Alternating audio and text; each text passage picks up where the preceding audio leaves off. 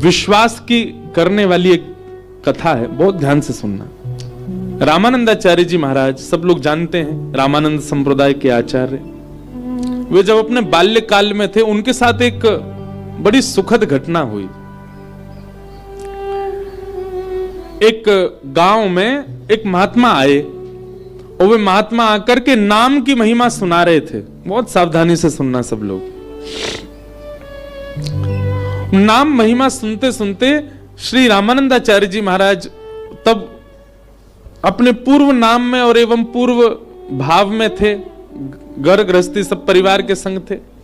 तो आपने खड़े होकर के महाराज जी से कहा, बोले महाराज जी, अच्छी बात है कि आप कह रहे हैं नाम गाना चाहिए, नाम उच्चारण करना चाहिए, नाम जप करना चाहिए, पर नाम हमको रोटी थोड़ी खवा देगा। जीवन जीने के लिए कर्म तो करना पड़ेगा ना हमको। नाम से पेट थोड़ी भर जाएगा हमारा, नाम से जीवन थोड़ी निकल जाएगा हमारा पूरा। तो जो आचार्य मंच पर बैठे थे वो बोले भैया, अगर पूर्ण विश्वास करो तो नाम पेट भी भर देगा। तो रामानंदाचार्य जी थोड़े छोटे बालक, थोड़ा उनमें हट तो था ही। तो आप श्री ने कहा ठीक है, तो फिर ठीक है, मैं अब कुछ नहीं खाऊंगा, केवल राम राम जपूंगा, देखता हूं राम जी मेरा कैसे पेट भरते हैं। और गांव से दूर चले गए। गांव से दूर एक नदी के किनारे एक विशाल वट वृक्ष था। उस वट वृक्ष के नीचे जाकर के बैठ गए और राम राम राम राम राम राम राम राम राम राम राम राम जपने लगे। तभी आपने देखा कि नदी के किनारे कुछ लोग विचरण कर रहे हैं। तो आपके मन में भाव आया कि हो सकता है कि मुझे साधु महात्मा कुछ संत समझ के ये लोग खाने पीने दे जाएंगे मुझको। इसलिए आपने सोचा नीचे बैठना उचित नहीं, पेड़ के ऊपर बैठ जाता हूं। पेड़ के ऊपर बैठ गए और कुछ नहीं, बस गांव के लोगों से कह के आए थे, राम जी अगर पेट भर देंगे तो मैं पूरा जीवन राम नाम में ही निकाल दूंगा। राम राम राम राम राम राम पेड़ पे बैठ के जपने लगे। तभी क्या हुआ, कुछ यात्री लोग वहां से निकल रहे थे। उन्होंने देखा विशाल वटवृक्ष है, बढ़िया छांव है, सुबह के हम लोग चले, कुछ पाया है नहीं हमने अभी तक, इस वृक्ष के नीचे ही बैठ जाते हैं और यहीं कुछ पा लेते हैं प्रसादी।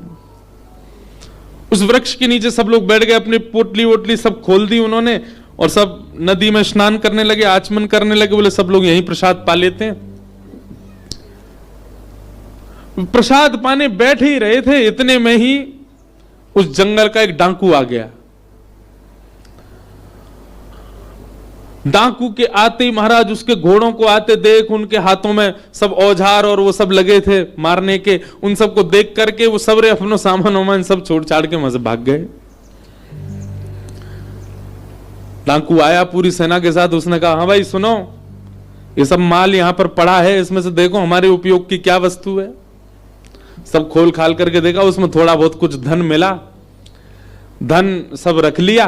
तभी उनमें से एक बोला, बोले महाराज थोड़ा बहुत ही धन मिला, पर भोजन सामग्री खूब बढ़िया है, खूब सारा भोजन है, आपकी आज्ञा हो तो हम सब लोग यहीं आज प्रसाद पालें, बनाना नहीं पड़ेगा, खूब बढ़िया बढ़िया प्रसादी है, इसी को ही पा लेते हैं। ऊपर बैठे रामानंदाचार्य जी सब देख रहे थे, राम राम राम राम जप रहे थे। डाकू जो उनका सरदार था बोले हाँ सही है, यहीं पे कर लेते हैं। सब नीचे आ गए।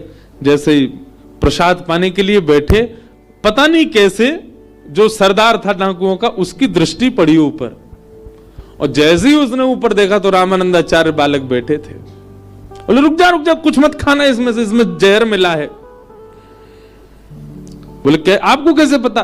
बोले ऊपर देखो ये बालक, इसने षड्यंत्र रखा है, हमको ना जाने कहां कहां के राजा ढूंढ रहे हैं पकड़ने के लिए, इस बालक को उन्होंने ही भेजा होगा और ये पूरे भोजन में उन्होंने विष डाल दिया ताकि हम लोग पावें, और हम जैसे ही हमारी बेसुध हो जाएं, मर जाएं, तो ये बालक जाकर के राजा से खूब सारी सोने की मोहर लेगा। ये हमको पकड़ने का षड्यंत्र है। डाकू ने कहा इस बालक को नीचे उतारो।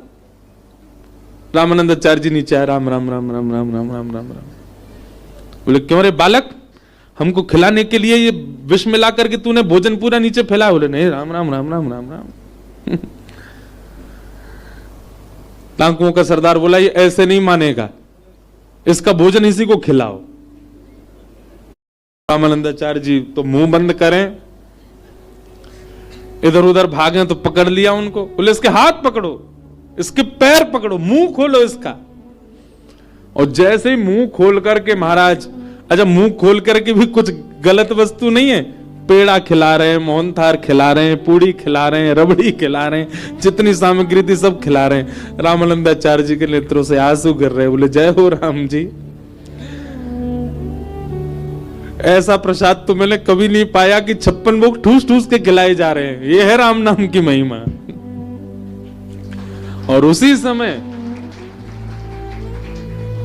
समय हमारे विश्व को, हमारे भारत भूमि को एक आचार्य मिले, श्री रामानंदाचार्य, राम नाम की महिमा से, जिनके शिष्य स्वयं श्री रैदास जी महाराज, श्री कबीर दास जी महाराज, ये सब उनके शिष्य हुए।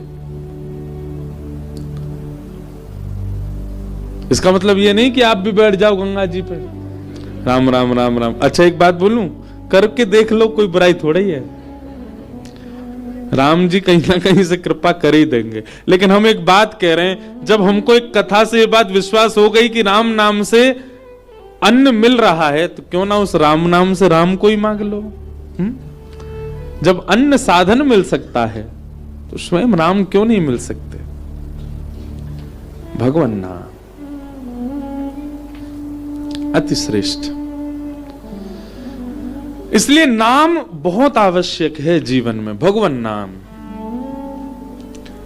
और भगवान नाम आत्म कल्याण के लिए होता है, यही भागवत का विषय है। धर्म प्रौजित कई तवोत्र परमो निर्मत सराणाम सताम वैद्यम वास्तव मत्र वस्तु शिवदम तापत्रयोन्मूलनम श्रीमद्भागवते महामुनि कृते किंबा परैरीश्वर सद्यो हृदय वरुध्य तेत्र कृत भी शुश्रूषु विस्तच्छणात्।